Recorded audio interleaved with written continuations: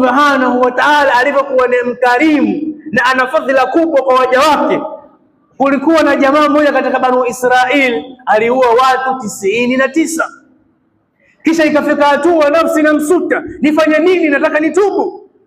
Akaenda kwa rahibu. Rahibu ni hao wengine ruhbani, ni wafanya ibada ambao miaka mingi wako misikitini lakini sio wasomi.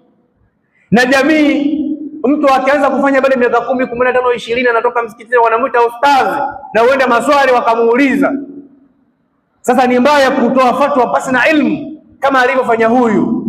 Akamwambia, bwana, mimi nimeua watu 99.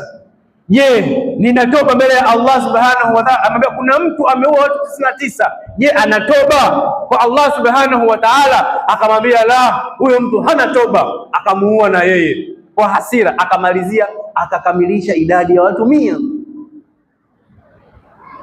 Lakini bado hakuridhika na fatwa yake. Akaulizia an alama ahli albalad, shekhe zaidi, mjuzi zaidi, mtu wa ilmu yule mkubwa katika mji ni nani? Alipojulishwa akaenda akamtaka fatwa kwamba kuna mtu ameua watu 100. Je, anatoba? Akamwambia akasema, fama yahulu bainahu wa baina tauba, ni kipi kinaweza kuzuia baina yake yeye na tauba? Anakubaliwa tauba yake maadamu ametubu kwa ile tauba nasuha, tauba ya usawa ya ukweli. Akaamua kujutia na akajivua na akaazimia kutorejea tena katika maasi. Allah Subhanahu wa Ta'ala anamfutia madhambi yake yote, na ndio illa man tab.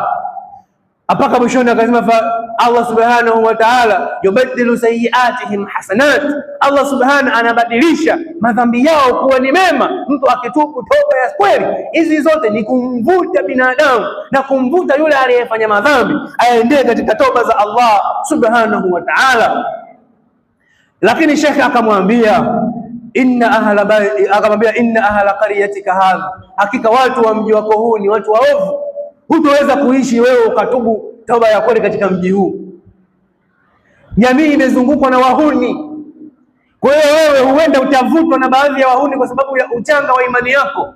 Nenda katika mji fulani, kule kuna watu wema wanafanya ibada, kashirikiane na wao katika kufanya ibada. Hii pia ni katika masala ya hijranu ahli almaasiya, kuwahama watu wa maasi.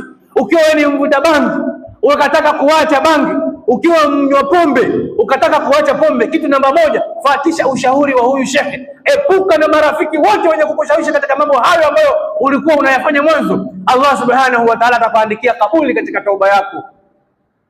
Unaamua kuacha pombe, lakini toka asubuhi mpaka jioni unashinda na walevi. Ni ngumu kuacha pombe.